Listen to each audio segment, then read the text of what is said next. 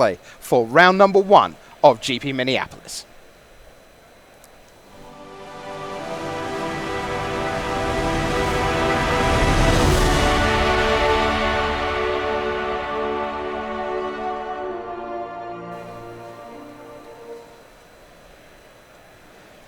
Hello and welcome to coverage of Round 1 here at Grand Prix Minneapolis. We are playing M19 core set. Maria Bartholdi in the booth, joined by Paolo Vitor, Dama DeRosa, and Rich Hagan. And we are underway here in round number 1. Daniel Vega versus Neil Scott. And as you said, Rich, this is kind of our international set of 3 rounds here, and we're starting things off in Chile. That's right, Daniel Vega of Chile. He's going to the Pro Tour next week, an RPTQ winner. One of his teammates, Alfonso Concha, is also in the feature match area, as we see Oresco Swiftclaw swiftly shocked. And now here's the Marauder's axe. All right, so we've got red-white in the hands of Neil Scott there on the right side of your screen. Green-red so far for Daniel Vega on the left. And we talked about it a little bit, Paulo, how about red-white being so aggressive in draft. We'll see what he can put together here when we're talking about sealed. Yeah, the red-white decks in sealed are definitely different than the red-white decks in draft. I really think you cannot just have the same mentality of, I'll have a bunch of good commons and there'll be enough aggression to win me the game over more powerful cards. In draft, you can be like, well, my deck is aggressive enough that even if my opponent has bombs, I'll beat them before they can cast their bombs, or I'll kill one important creature and then I'll win the game. In sealed, it's really hard to have enough aggression for that. We see a Dragon's Egg enter the battlefield here for Neil Scott, and yes, that is a Dragon's Hoard, which now has a gold counter on it, which, I mean, you're really doing it here, because you get to draw a card if you want to remove that gold counter from the Dragon's Hoard. Not only a Manolith, but able to gain you some card advantage as well. Daniel Vega has some Havoc Devils in play now as well, 4-3. A pretty good body, actually, for sealed at 4 mana, too. Yeah, and definitely a strong enough body, especially with Marauder's Axe. Here it's interesting that we see Neil didn't use the Dragon's Hoard on his turn to maybe draw land, and he actually missed a land drop. So an interesting choice here. It might make Daniel think, does my opponent have a 1-mana card that they want to play, like a Shock they're setting up for, or do they just not want to do it? I wonder how many dragons Neil has in his deck with this Dragon Hoard, which is, just a fine card that you can play for its Manolith effect, or gain some more advantage later on with some more dragons. We'll find out.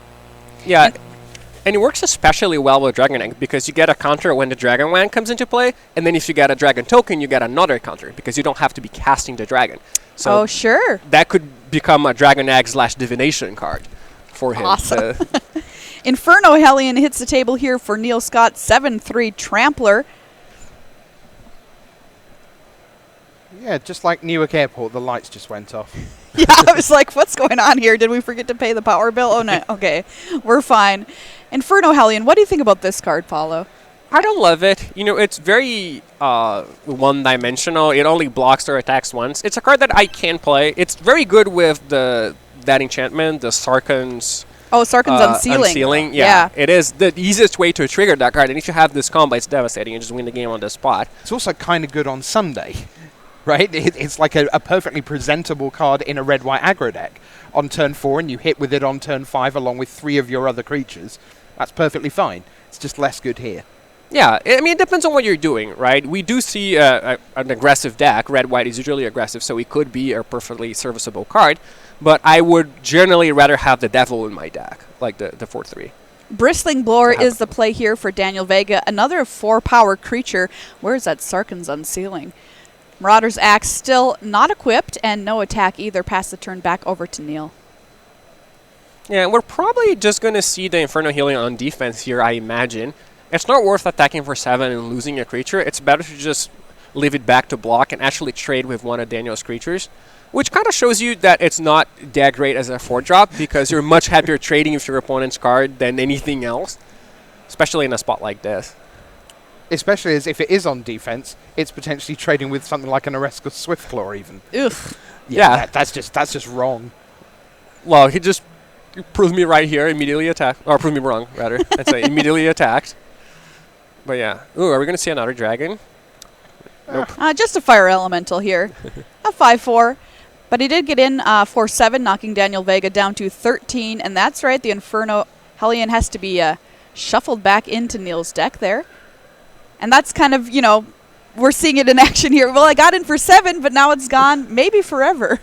Yeah, it's a lava axe that shuffles itself back and has a 1-turn delay. This if you're not going to use it to block. But the fact that you can use it to block makes it a fine card, I think. Okay. I've seen it used with cards like Act of Treason pretty well, where you're being extremely aggressive and you steal their blocker that was all set up to block the Inferno Hellion and then just smash in for tons of damage. Yeah, it's also really, really bad against Act of Treason. Oh, yes. Because they get to steal it, hit it for 7, and then shuffle it back. Daniel Vega playing red-green good stuff, it looks like here, at least so far. 2 4-power attackers available at the ready. Marauder's Axe laying off to the side, ready to give something +2/+0, equip cost of 2. Another Shock in hand as well. Shock, an excellent card in M19. Yeah, I don't think it's as good as it could be. Like, there have been formats where Shock was a good first pick. Like, I think in, Amonkhet, you had Magma Spray. Sure. And that was a card that I was very happy to first pick. I thought it was the best common in this set, alongside, like, the Ghostwalker. And in this format, I don't think Shock is as good because I think it's about bigger things, especially in Sealed. But yeah. Definitely never a card I'll cut from my deck. And it's just so efficient at 1 mana.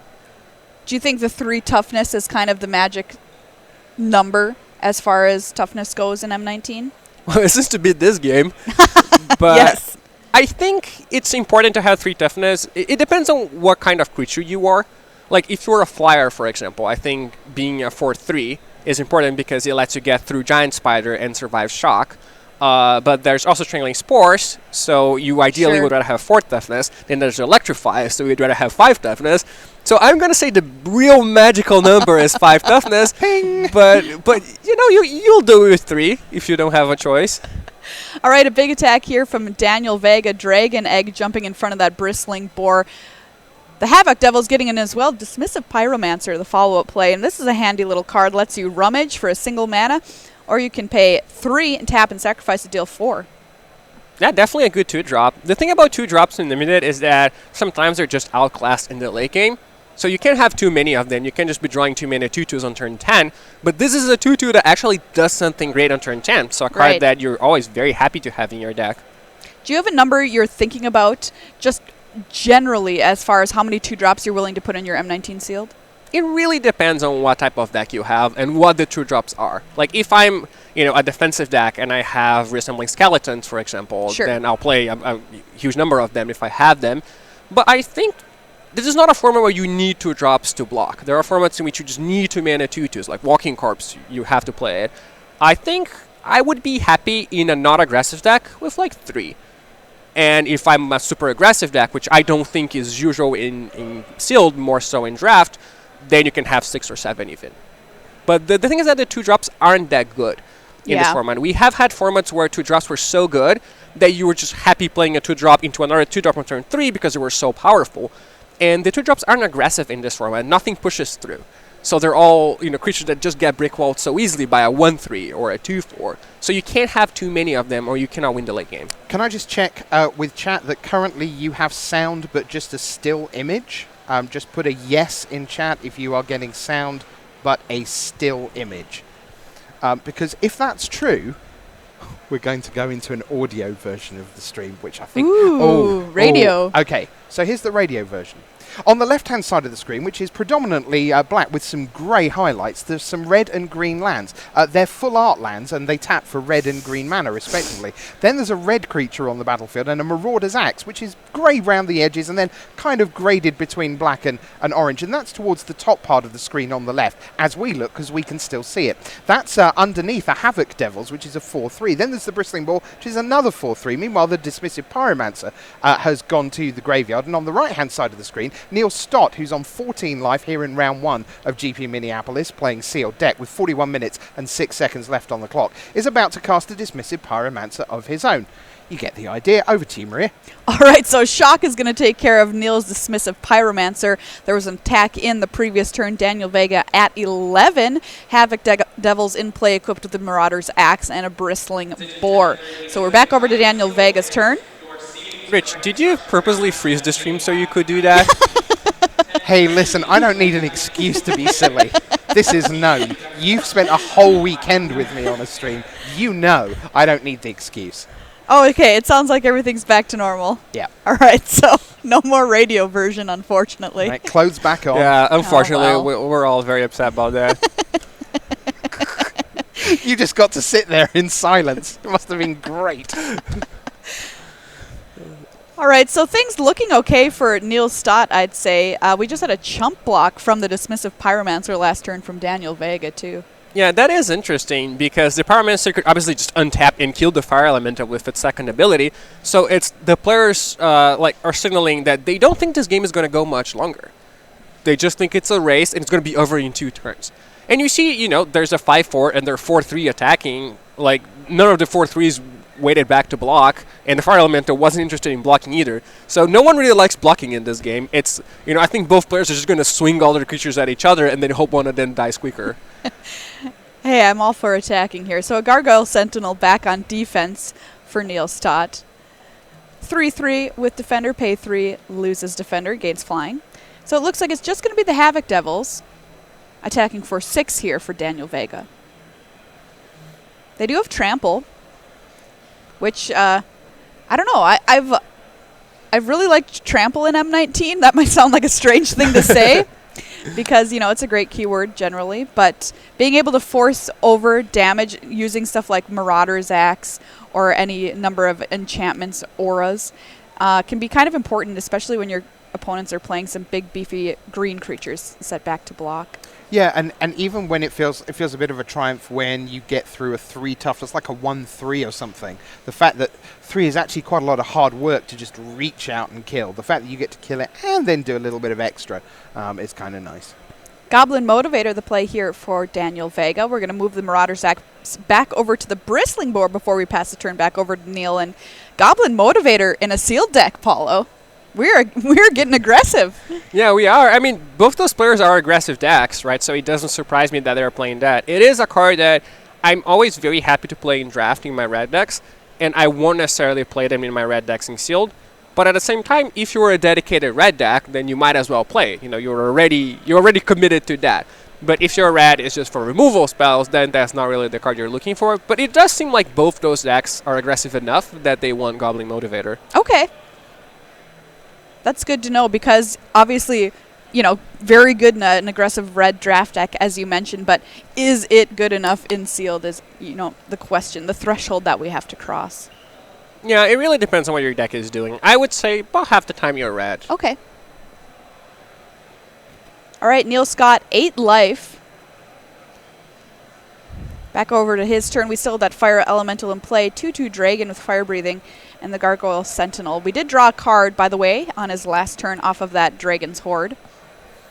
Yeah, and the Dragon, the Sentinel, the Gargoyle Sentinel didn't block.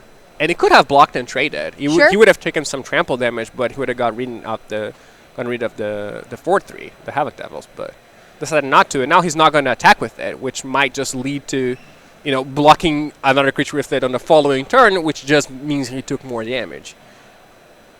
All right, so we're just going to attack in with our Dragon token here and pump it. Militia Bugler is the follow-up play.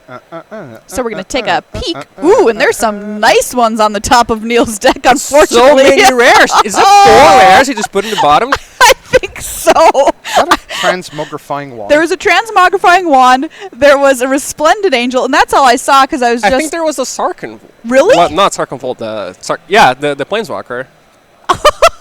Sarkhan Fireblood? That's got to be the most devastating hit off of a Militia Bugler.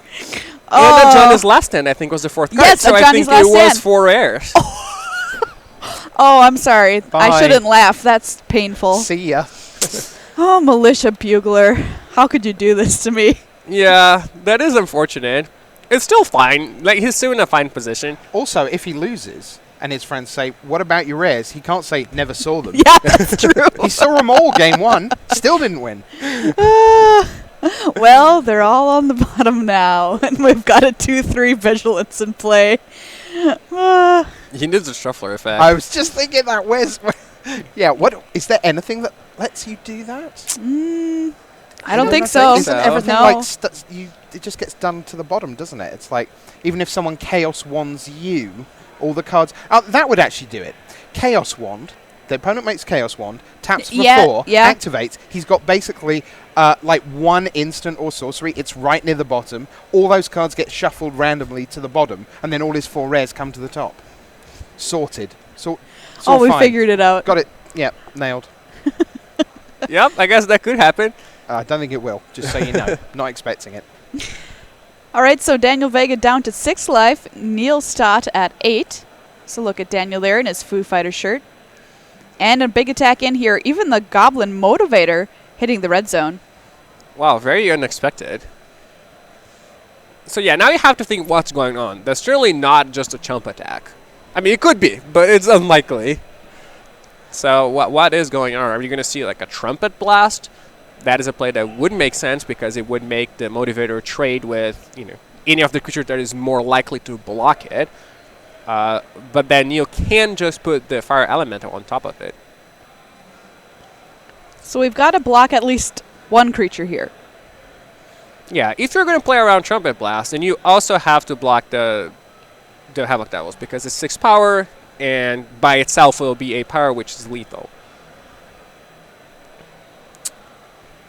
Neil Stott lining up the blocks here.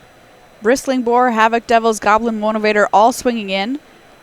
Marauder's Axe adding a couple extra points of damage to those Havoc Devils there. It's an attack for 6 with those alone.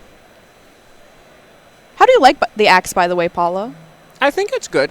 It turns a bad creature into a good creature, which is what I think you mostly want to do in Sealed. Like, you don't want to have bad cards, basically. And, while it's not a great card by itself, it will turn your 2-drops into cards that trade with their 4-drops, for example. And that part is useful. Again, it depends on your deck. If you're very controlish, then it's not really the card that you want. But I'd be happy to play in it, especially with Tramplers and Boars and cards that really make use of that effect. Okay, Maria, I've got a coin here. All right. Cool, heads or tails? Tails? It's heads, so I get to do the "Can I ask you a question" joke. Okay. We'll do that in a minute. I'm so glad you actually flipped a coin to find that out, Rich. I actually did that? Yeah, I did. I don't get it. That was factually accurate. That went right over my head. Just That's as okay, well. Paulo. Very dangerous.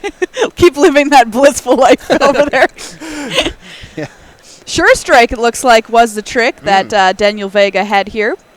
+3/+0 and First Strike. Yeah, so there's just going to... Okay, so he would rather kill the Sentinel than have his have a Devil survive. I wonder if the Motivator should have even attacked. Because I feel like now he kind of priced himself into having to Sure Strike that one. Otherwise, he just looks very foolish because he jump attacked with that. Right. But he would definitely rather that hadn't attacked and he could actually save his Devil and get him for a lot more damage since, again, he tramples. So he put himself in a kind of awkward spot here, especially given that he could have just played the Goblin Instigator and given that haste and attack with that. Sure. As opposed to... He would have one fewer blocker, but again, Neil doesn't have any ground attackers anyway, and the token would already be left back. So... Neil taking that hit there down to 6. And as you said, the trade of the Fire Elemental and the Havoc Devils happened. Bristling Boar got in, survived combat, and now Goblin Instigator and his Goblin friend enter the fray for Daniel Vega. Just the Dragon creature token in play for Neil Stott. Did you know, Maria, that Rootwater Alligator from Exodus is the only alligator in Magic, and unfortunately it doesn't have flash, meaning it can't be an Instigator. But its creature type's not alligator, right? No. Is it creature type crocodile? Hold, please. This is very important. Because we recently talked about this on our show. Yes, and it's creature type crocodile. It's been errated. Wow. See? In the Oracle text, yeah. Wow, you just tried to pull, this knowledge to the only person in the world that would know it's not actually a crocodile. How bad do you feel? Literally anyone else, if you're like, this is the only alligator, only crocodile, they'd be like, yeah, you were right, probably. It's just called you immediately. It's just like, no, you're completely wrong. I've been studying this. I know it's actually an alligator. Destroyed. Thanks. In the penalty box, feeling shame. Brutal. Spark Tongue Dragon enters the fray for Neil Stott here. We're not going to pay the cost as we don't have quite that much mana. No, I think he did. He does. Killed He killed the boar. Finally. Oof. All right, got the boar off the table. Daniel Vega here equips the Marauder's Axe on one of our goblins to swing in for 3. Ooh, another Show Strike is lethal now. And that looks like a weird attack if there's nothing from Daniel. Yeah, it appears that he's just dead here. Yeah. I guess he couldn't do anything. Yeah, so might as well. In the air, yeah. Oh, yeah, and Dwarven Priest here is going to gain Neil life. And Daniel Vega is going to scoop him up. Neil Stott taking game 1 here in round 1 from Daniel Vega.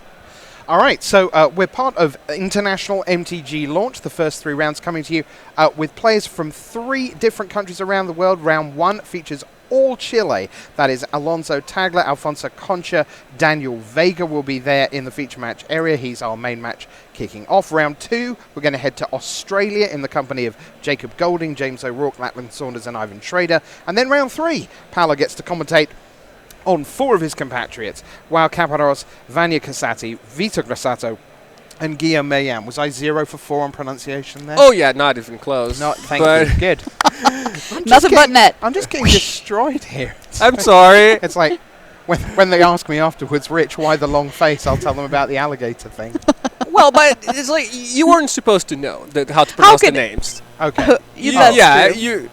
Oh, good. I'll give you a pass on the crocodile thing, too, because the only reason I know that is because we talked about it very specifically in a recent podcast. All right, well, it's time for facts or fiction. So, Paolo, here we go. Knight of the Tusk. 6 mana creatures need to win you the game. This rarely does that. Fact or fiction? I'm going to say fact in constructed and fiction in limited. I assume we're talking limited. We're talking right here today. If you've got Knight of the Tusk in your pool. Well, I'm going to say that it's a fact that this rarely does win you the game because it's not that good. But I don't think it's a fact that 6 mana creatures need to win you the game. I think this card is perfectly serviceable. I played over half the time in Sealed, I think. If you have an aggressive deck, you don't want a 3/7 Vigilance. But, it blocks everything that is common in the format. It blocks Colossal Dreadmaw, which almost nothing else blocks. And it just attacks for 3 every turn. It's so hard to double block because you have to triple block it because it's so much toughness. And then if they do have a trick, you're destroyed. You just lose the game. So I think I'm going to say that this statement is fiction. I don't think you need to win the game for 6 mana unlimited. Okay, Maria, let's have another one. All right, fact or fiction, Paulo. Here we go. One moment. Up. There we go. Novice Knight and Knight's Pledge. Clearly a combo, but Novice Knight is still unplayable and should be shunned. Wow. That's aggressive. Wow. Poor Novice Knight. Yeah. I don't think that's necessarily true either. I think there are matchups in which you're just happy to have a 2/3 blocker. Like, I don't think you're necessarily going to play this in an aggressive deck with 2 auras, right? But if you have a bunch of Brothers decks, a bunch of auras, or you're interested in blocking early on, then you can just play that card. I would not call it unplayable. There are a lot of more unplayable cards, I think. In fact, I've played it many times, so by definition, I don't think it's unplayable. You see, I like it lots on Sunday. I like it lots in draft. I mean, I would play any number of Knight's Pledge with any number of these and Rustwing Falcons, for example. But on a Saturday in Sealed? Yeah, You're definitely right. It is worse in both counts in Sealed, both because it's less likely you'll have the support for it, and it's also less likely you're going to play against a deck where you really need an early blocker. So you're definitely right that I don't expect to play that card in Sealed. It is much better in Draft. Obviously, still not great, but again, not unplayable, I don't think. Did you know, Maria, that in Party City, USA, yes, that white 1-drop is in bed at 8 p.m. every single evening with a cup of hot cocoa and a lovely book? Oh, really? Do you know why? Why? It's because it's a no vice night.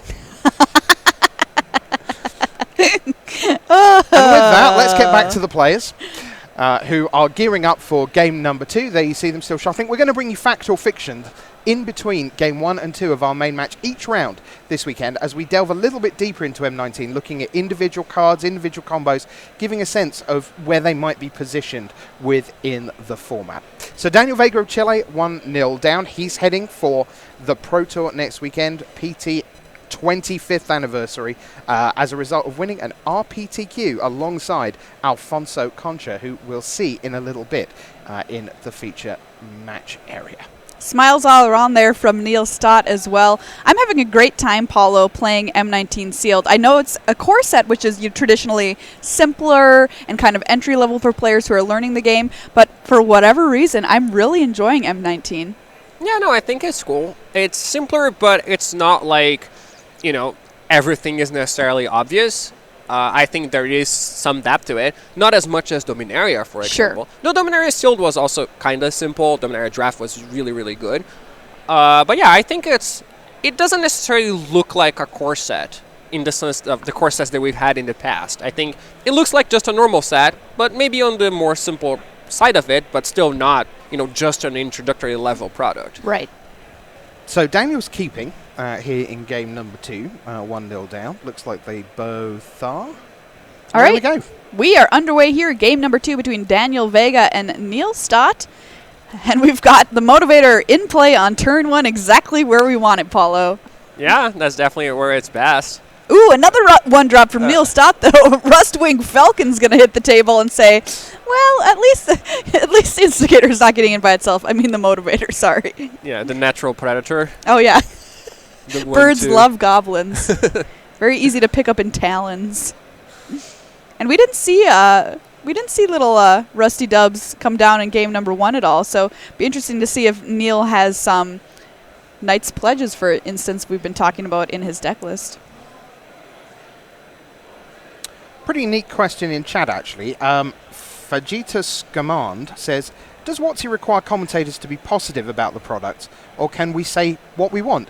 Well, the basic answer is no, we don't have to be positive about everything. We'll tell you when we think cards are bad or when we don't like a particular format. Of course, we tend to focus on the things we do like because we love Magic, and generally there's a lot of stuff to like. But for sure, we're not like, oh yes, that's a fantastic card. Lava Axe, so glad they reprinted it. It's a real skill tester and just fabulous for everyone. Everyone should play it. No, we don't have to do that at all.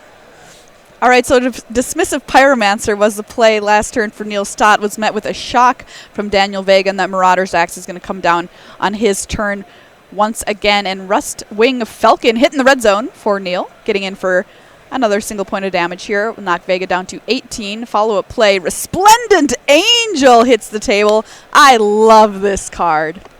3/3 flyer can turn into a flying giant life-linking 5/5 that makes you angels. Yeah, I feel like if you never activate that card, it's already very good. 3-mana 3/3 flyer is so powerful. And if you do activate, you should almost never lose the game. Because they couldn't answer it to begin with, or they would have. So you're just going to activate it again, and they'll have no answer for your angel, which blocks anything. So that is definitely a powerful card. And this is one of the few formats in the history of Magic where you can actually trigger that ability without using the second part of the card. Because there's a lot of life gain in this format, especially in black-white. You never expect to, but it's possible. I actually had somebody put a dwindle on a Resplendent Angel of mine the other day, and I was like, well, dang it, now I can't make a 5/5 lifelink swing. But instead, I had Daybreak Chaplain, and I just put a Knightly Valor on it and a Marauder's Axe, and so I did it anyway. Yeah, and if you have, like 24 mana, you can just use the ability 4 times. That's true. And that will also work. It is not limited to one time. All right, so Havoc Devil's getting in there with a hasty attack thanks to the Goblin Motivator.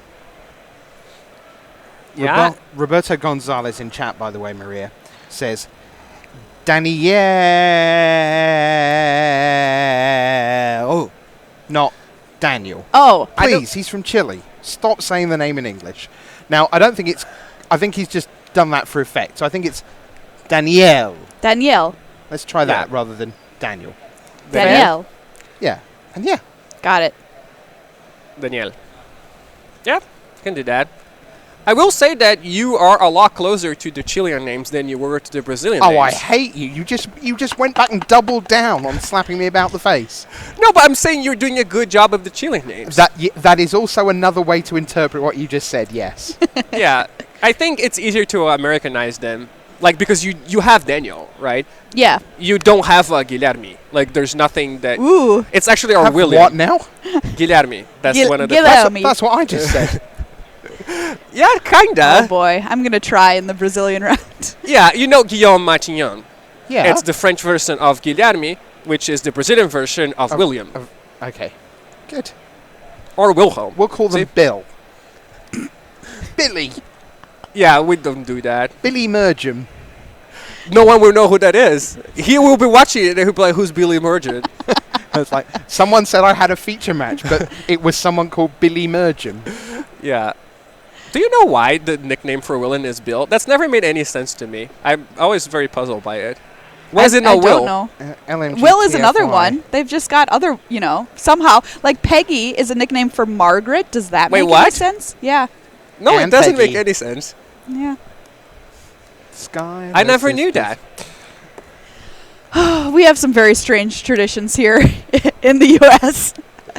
Reclamation Sage, by the way, dealt with a Johnny's Last Stand from Neil, so we saw that shuffle to the bottom of his deck in game number 1. Managed to get into play, but Rex Sage had something to say about that, certainly, so it's headed to the graveyard. And I've heard that Reclamation Sage, doesn't always feel super impressive. It's a 2-1 for 3, but people are saying always play it. It's got enough targets in M19.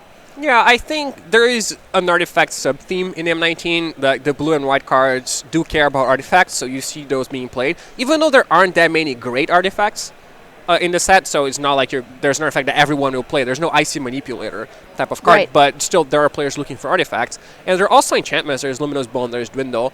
And the downside, obviously you're not happy about playing a 3-mana 2-1. That's bad.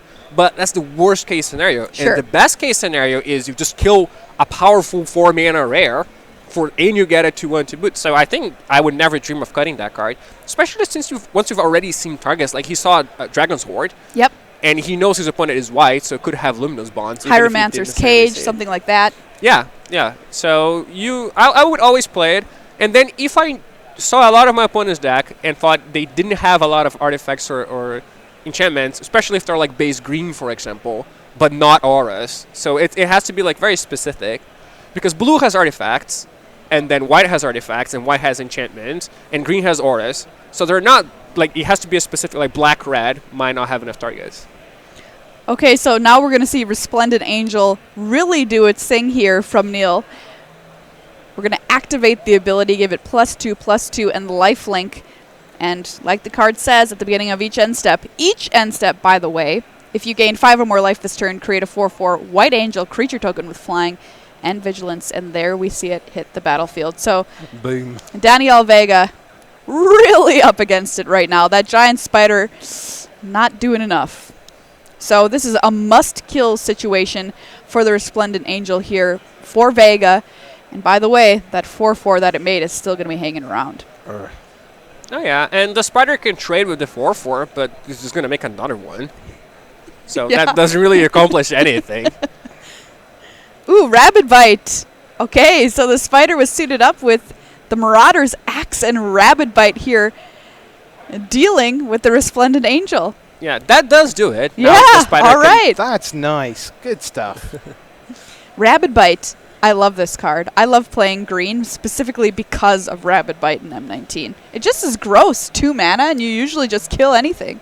Yeah, and we're so used to a card like that fighting Right. instead of just dealing damage. Like we played side events yesterday. There's the bounty event, and then a lot of people would just play and bin their card because they're so used to it, and it's actually much better than that. Yes. And Vivian's Invocation is the same way. First time I played the card, I thought it just fought, but it doesn't fight. You just deal the damage.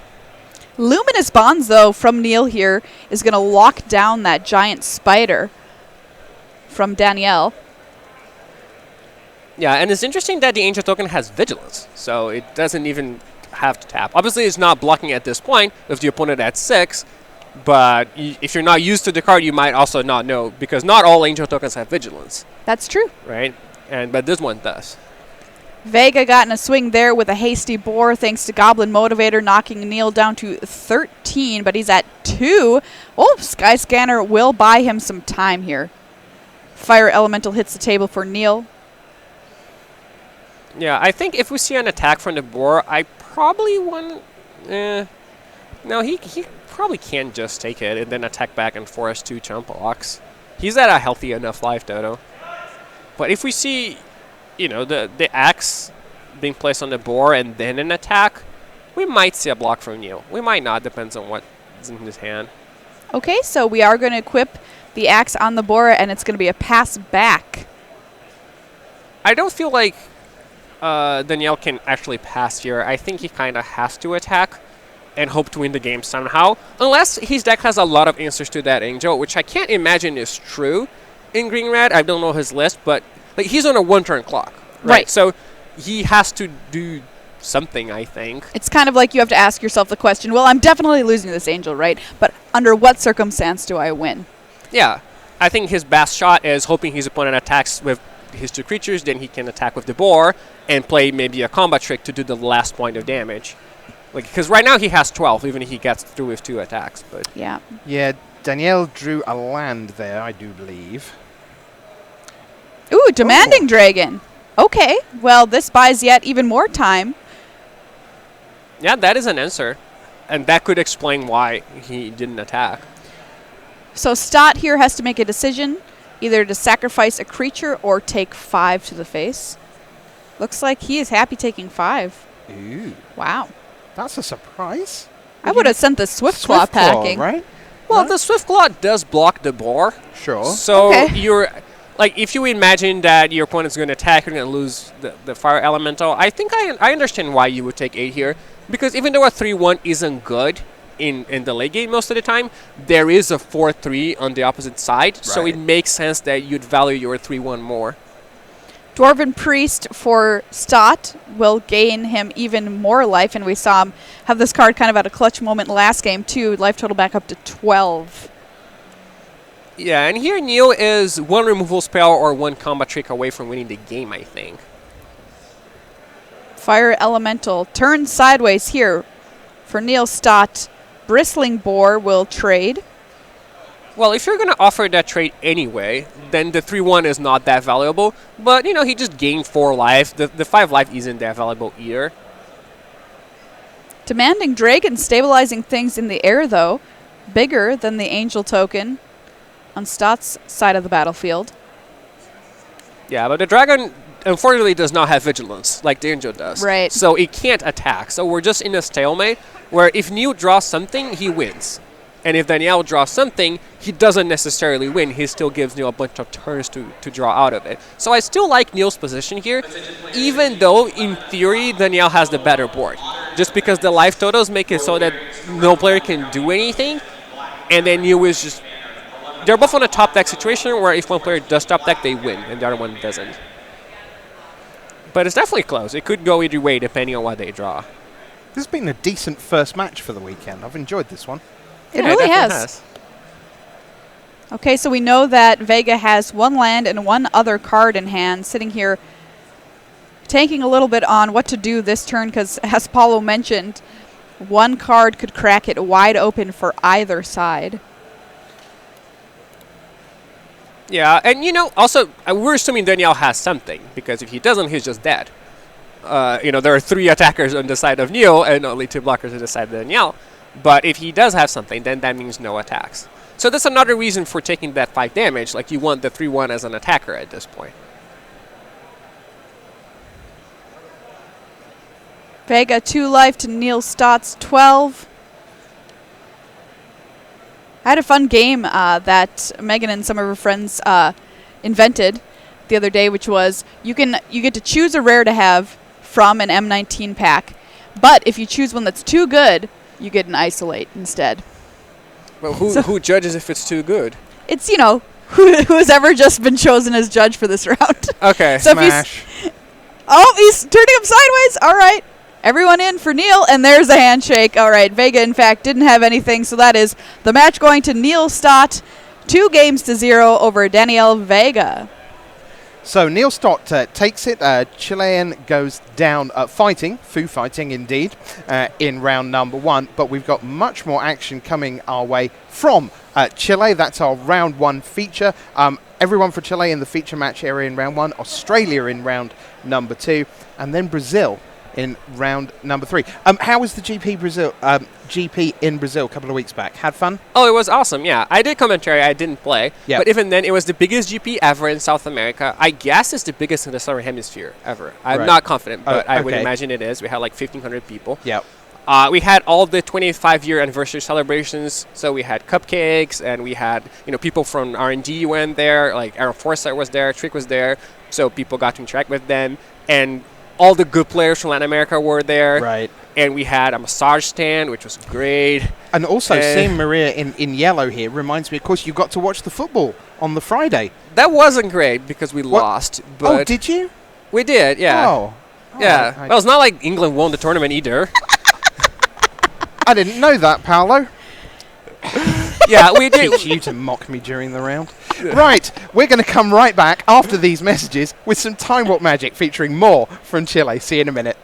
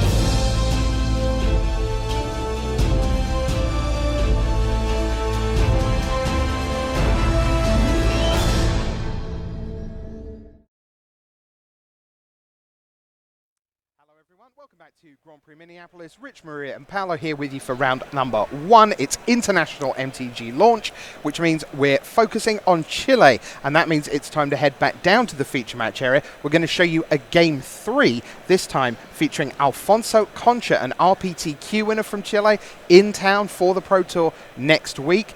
He's actually playing with Daniel Vega, who we've just seen lose in round number 1. So let's head down to the feature match area and show you Time Walk game number 3. Concha from Chile on the left, Kirkberry from USA on the right. With the call, here's Maria and Paolo. All right, so things are all tied up here in game number 3. 1 game apiece for Concha and Barry. Blue-white mana. We're going to see a Cavalry Drill Master on 2, which is always kind of sad for Concha, but sometimes you just want a 2-drop. And a Mystic Archaeologist for Barry, which is an excellent rare.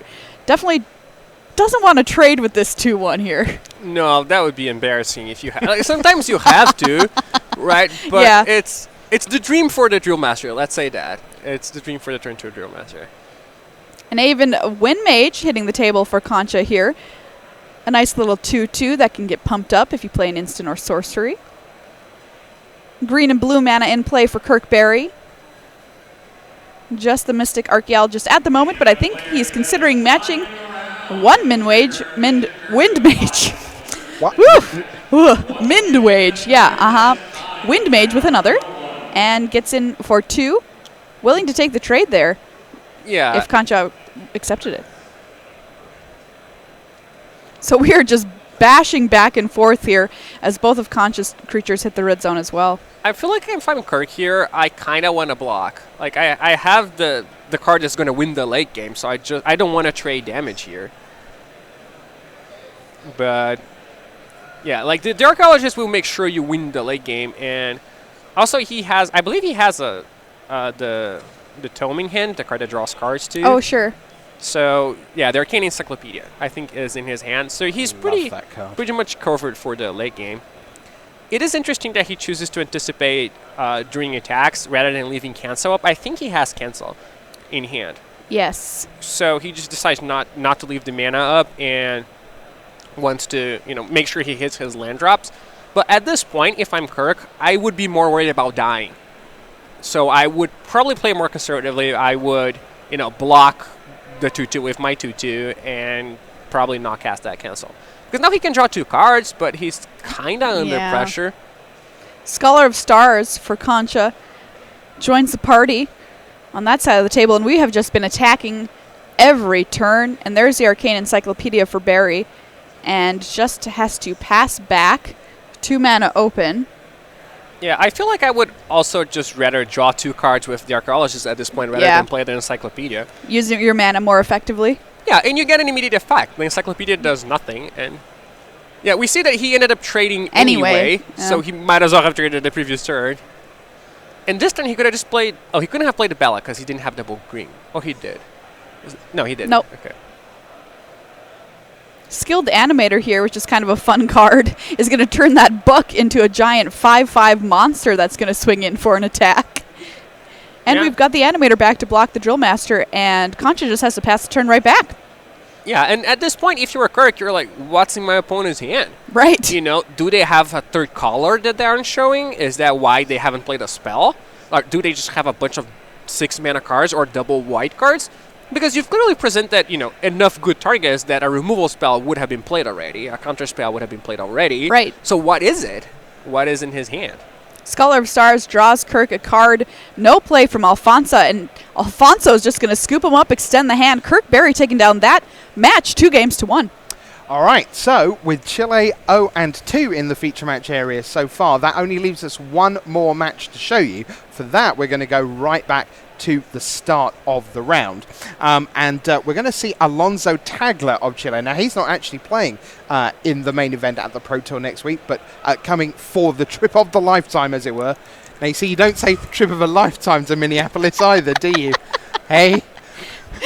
I have heard it's the party CD in the United States. Word is. Yeah, the rumor is. Yes.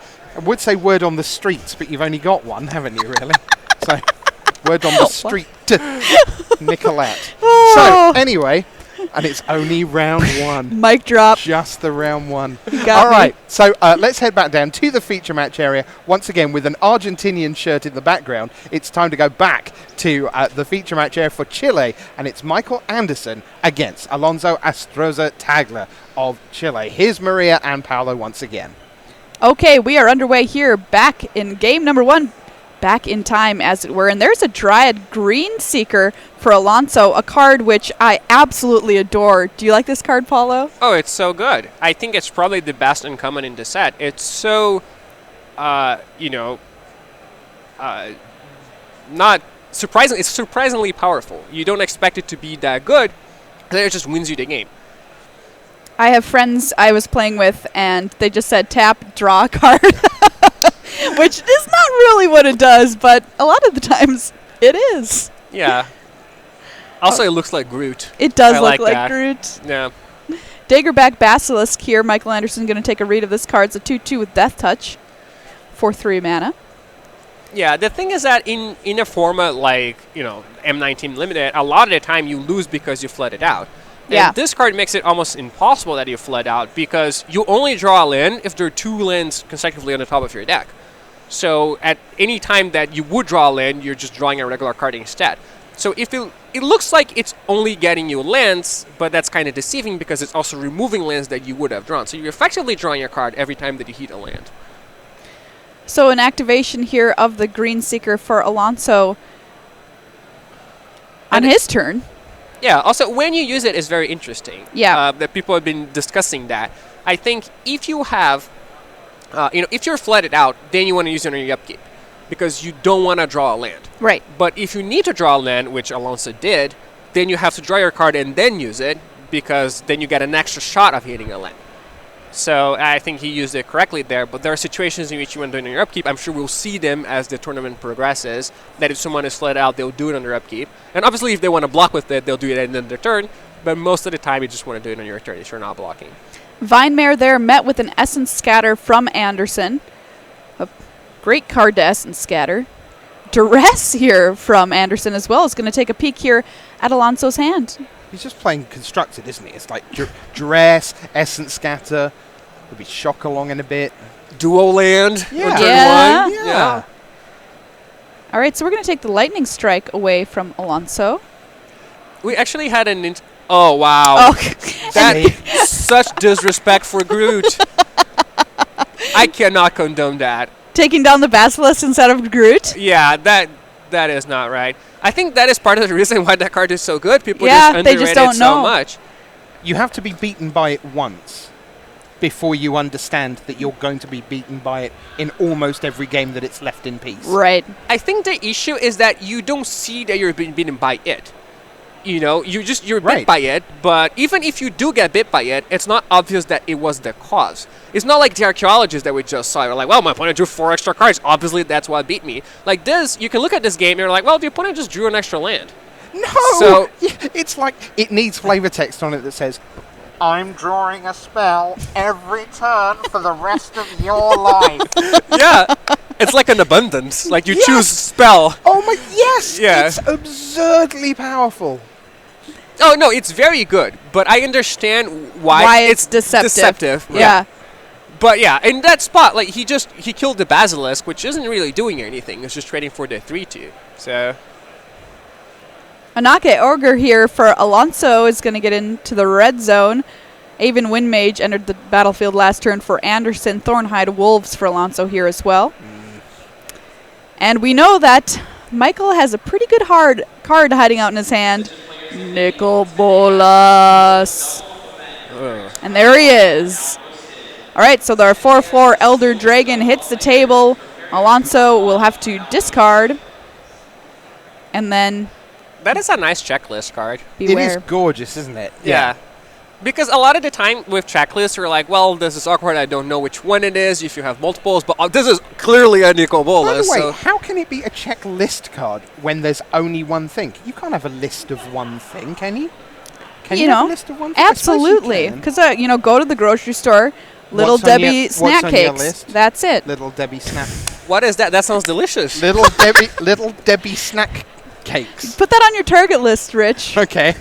because I think Paulo needs to try one tomorrow. Well, Target's open till 10, so we've got a good chance of getting there. But That's so true. We can bring it in. But what, do they have like multiple flavors? Oh How yeah, does it there's a work? bunch of different ones. Do they have any filling or are they dry? I don't like the dry ones. Oh, that they've got filling, they've got icing on top, whatever you want. Nice. Little Debbie snack cakes, you and me, Paolo, it's a date. Okay, we're doing What it. have I done? Are they a Minneapolis thing or a U.S. thing? U.S. Okay. Little Debbie snack cakes. I thought maybe that was why it was Party City, USA. Oh no, The home of Little Debbie snack cakes. it's just how many parties we generally are having. Oh, right, okay. Thornhide Wolves and Onake Ogre swing in for Alonso. Michael blocks with a hired blade.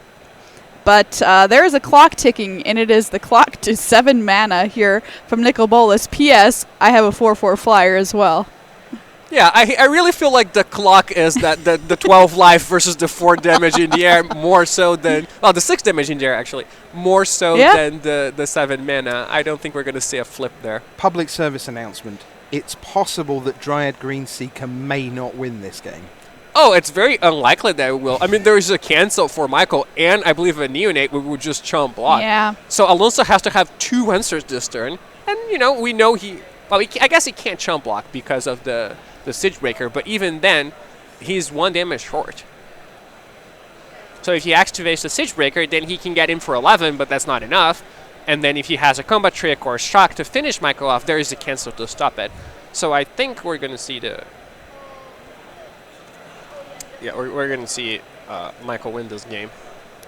Activation of the Greenseeker finds a mountain for Alonso, but as you said, that is lethal in the air from Anderson with cancel backup. Yeah, this is not looking great for Chile. I have to say it's very unfortunate. I remember the first World Magic Cup where 2012. Yeah, people played individually on the first day and then as a team on the second day, and they had an online voting of what team do you want to see in the feature match next round. And Brazil won overwhelmingly because we've literally never lost an online voting for anything in our lives. Because Brazil just votes like we're En very masse. yeah. We win all those online votes. Let's get it done. So we won the vote, and they're like, okay, let's have everyone from Brazil on camera next round. And we're actually doing well. We're like 2-1, 3-0, and then we just all lost in 5 minutes. It was very disappointing. And I guess that's what's happening to Chile right now. Currently, yes. Let's hope that we can at least get a game 3 out of Alonso, Astrazo, Tagler. And at least that it was great to get some camera time for Chile because, of course, we don't have a lot of GPs from down there. I had a fantastic time at GP Santiago as we see the Greenseeker come down as the first play of game number 2. All right, here we go. Game number 2. As we said, Michael Anderson up a game over Alonso Tagla. And the Greenseeker in play once again. We'll see if we can get it done here this time around as opposed to last game. But, I mean, it did do plenty of work. And there's an Ogre for Alonso. I mean, it's just a 2-mana card, right? You can't be like, well, it didn't win the game single-handedly against Nicol Bolas, so I guess that card's horrible. It's just you play it on turn 2. Like, what do you expect? Obviously it's not going to beat rares, but, it actually can a lot of the time. Perfect mana in play there for Anderson as well, and Alonso's got to be a little bit worried about another Nicol Bolas coming down next turn. Greenseeker activation once again finds a mountain. Yeah, which is really not the one he wanted because he has a Vine Mare he now can't cast. The Ogre is going to get in here for 4. Aven Wind Mage on Michael's side of the table, and there is that Daggerback Basilisk for Alonso. The Lightning Rod. Yeah, the Lightning Rod. Certainly was last game. Wind Mage takes to the skies, pecks in for 2, a pass back from Anderson, who does have a hired blade in hand as well as a cancel. I'm going to speed things up just a little bit because I just can't bear the tension. I'm just desperately hoping we're going to get a game 3. Yeah, and it's funny that in this format we have not seen a lot of blocking. I think we'll finally see a block. But people have mostly been content in just attacking. And especially with their 2/2 flyers, I'll take 4, I'll attack for 2. And here now he can't even cancel the Vine Mare because he played the flash creature to block. So I think I'd probably like to see a little bit more blocking from, because right now he dealt 2 damage and he took 8. that was because the ogre attacked twice. I don't know what's happening in the live totals, but I think that's the second time the ogre got through. Yes. So, Okay, like, we'll confirm those. Obviously, we're on Yeah. playback, so Time Warp Magic can't actually correct that at this stage. but yeah, 2 for 8 is not. Wait, he took damage again. Yeah, 2 for 8 is not good. 2 for 12 now. And Thornhide Wolves follow up here for Alonso. Is going to get boned to ash. Yeah, it's 3 damage. The brute. Is It's a It's a Bogger Brute. Oh, I'm Yeah. sorry. Yeah. Oh my gosh. So 3 and 3 and 3. Sorry, yes, that makes a lot more sense. I apologize. Wow, definitely saw that as the ogre. Maybe because it was played the previous game. Yeah. I'm going to blame Maria because she said ogre. You can blame me. I called it the ogre. It's funny how your brain can play tricks on you like that. That makes a lot more sense because it has menace. So he couldn't block anyway. So everything makes more sense now. So do you want to like go back to the start of game 2 and we'll just like do it all again? Yeah, let's And this time rewind. and there's a Boggart Brute, the 3-2 with menace. We can do all, and they'll never know. Yeah, could we time walk back? It's Bolus time. All right, Bolus, Big Daddy Bolus hits the table for Michael Anderson. Yeah, but Bolus won't block Vinemare. True. It can't. Okay. Rashad, I can't believe I'm saying this in round 1, but pairings are up for round number 2, which means it is time for Super Wooper Looper Duper Mega Turbo Magic. So if you could crank it all the way to the big 4 times the real life, and we'll see whether we can get through this. All right, Rich, here we go. So, yes, it's 18-11 here in game number 2. We're hoping to see if we're going to get a game 3. There's a Nicol Bolus there, and there's an Avon Windreach, and that is going to go to the bin. And now here's the Thornhide Woods, the 4-5. Vimere's there as well. Drag Green Seeker is still there for Alonso, with Michael Anderson down to 6. He is going to come up with Lich's Crest. They'll put him back up to 9 as he kills off the Thornhide Wolves. The 4-5 is now gone. Vimere going to Green Seeker. Oh, look, there's a mountain. Thanks very much. And now smash. That's a full Volcanic Dragon, 4-4 haste. And now Nicol Bolus is done. Michael Anderson's down to 4, and he is going to scoop him up. So now here's game 3 at the fastest we can manage. Island on the left. Forest on the right, swamp on the left, mountain on the right. Goblin Instigator got no surd with the Essence Scatter. Here's Hired Blade opposite Boggart Brute. That's 3-2 with Menace. The Hired Blade comes in, attacks after Strangling Spores. Got rid of it. Can't believe I'm getting these card names right. Vampire Neonate on the left-hand side. And there's Thornhide Wolves coming down for Alonso, who's down to 14 in this deciding match. Can he get one game for Chile out of these 3? The Vampire Neonate alone doesn't want to tangle with the 4-5. Alonso is going to add the Arcane Encyclopedia to the board. Keyword read. And then back we go to Michael Anderson. Yes, down we go. Is that a 3-7? Is that the 3-7 flyer? The Windreach Sphinx? It is. That is going to allow him to draw a card anytime a flyer attacks. Meanwhile, we are looking at Alonso Astra. Slowing down. He's going to go in with the 4-5 against the 3-7. Decided not to block. Now here's Bristling Ball, the 4-3. And we go back to Michael Anderson. He's at 13. He's got the big Windreader Sphinx, the rare, but that's all at the moment. But now, 1, 2, 3, 4, 5, 6. Here comes the Volcanic Dragon. It's a 4-4 haste on Anderson's side of the board. Looking to seal the deal against Chile here in round number 1. Coming up round number 2 with Corbin Hostler, Paul Rietzel, and me, Rich Hagen, talking much slower. Alonso is at 9. Anderson is at 13. Paolo's analysing this, writing it all down for later. And Tagler now is going to activate the Arcane Encyclopedia. 3 mana. Let's see what he's got there. He's got 3 mana left, and now he's thinking. He's got 5 cards in hand. That's what happens when you read. You learn stuff, and you get extra cards in hand with the Arcane Encyclopedia. The marriage of flavour and reality. There is the 4-5 Thornhide Wolves coming in. Don't you chortle on the microphone, young lady. Daggerback Basilisk, the 2-2 Death Touch. In comes Anderson again with the flyers. Draw cards aplenty. Yes, because they both fly. 4-4 Volcanic Dragon. Here's a Wall of Mist. It's a 0-5. Here's Hard Blade. It's a 3-2. Back we go to Anderson, to Tagler. He's down to 2. Now, can he get there, or is it going to be a clean sweep for America here in round number 1? 9 plays 2, round 2 coming right up after a short break. But first, these deciding moments. That thumb's going like nothing. Here we go. Can Tagler do it? 5 cards in hand, but are any of them enough to stop him dying? He's going to go for the murderous attack here. Can he do it? No, it's a handshake. Michael Anderson wins. That's the end. Chile 0, rest of the world 3. Everyone's sitting down for round number 2. And shortly, we will have round number 2. Paolo, I thought you were pretty great there. Yeah, I was mostly just thinking about the Debbie's Party Cupcakes while all that was going on. Debbie's Party Cupcakes. Or party cakes. Debbie snack cakes. That's what they are. See? No. That killed me. So there we are, players getting ready for the next round. So we will be back. We've got Jacob Golding of Australia. We've got Ivan Schrader of Australia. It's Australia all the way in round number 2. So we'll be upside down after these messages.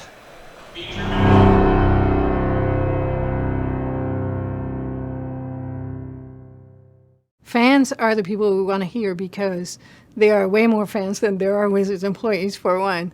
And for two, they know what they want to see in this game. And so we have to listen. We are committed to listening to the fans, and we're committed to bringing this experience, an experience together that makes sense to the fans.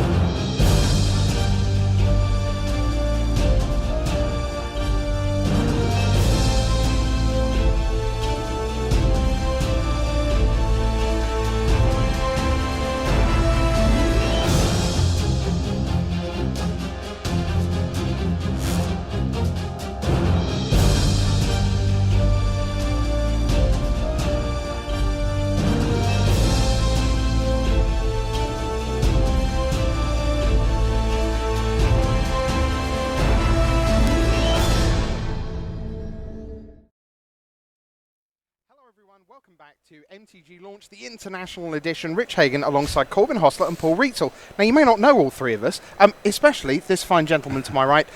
Corbin, welcome. You will actually know a lot of his writing, because, Corbin, you're writing for us this weekend, as you do at many GPs. But people who have heard your voice, where would they have heard your voice in Magic coverage terms? Well, I've done some Super Leagues recently, so I've done some commentary on those. And, of course, the commentators on those tend to also be players in that. And yeah, very good players, it turns out. Right, but you've had a fantastic run at the various things, right? Because it's the Brew Crew, It is the Brew Crew, right. Myself, Todd Stevens, Saffron Olive, Seth, better known as Saffron Olive. Okay. We decide to bring the fun every week, right? We bring the brews, we try to play the pros, and hey, we made it to the finals of the Team Standard Super League playing essentially meme decks, so I'd say it was a success. Which is pretty fantastic. So Corbin's going to be with us through most of today. Brian David Marshall is stuck in a powerless, literally powerless, Newark airport, so he'll be along either late today or tomorrow. So Corbin's going to be with us. Great to have you with us. And then during the break, I thought, how am I going to introduce Paul? And then Paul did the job for me with these three quotes. Quote 1, gaming is a serious business, and I don't intend to mess around. Quote 2, comedy is not my specialty. And quote 3, if they've come for entertainment, they've come to the wrong place. The man, the myth, the Hall of Fame legend, Paul Reitzel. How are you, Paul? Yeah, it's good to be here, and I meant every word of that. I know. Oh, I know. I know. No, I mean, I've said it before. There's nothing that I like better than a full day of sealed deck. I'm a little bit of a masochist in that way. I think that's to me, that's the purest part of Magic, since it tests every kind of skill, and I can't wait to watch more M19. I want to lift the curtain on something that you and I talked about during Sacramento last week, because I think a lot of people at home think that the best players in the world, which certainly includes you, are essentially superhuman. But you came out of day one of Sacramento and said, as the day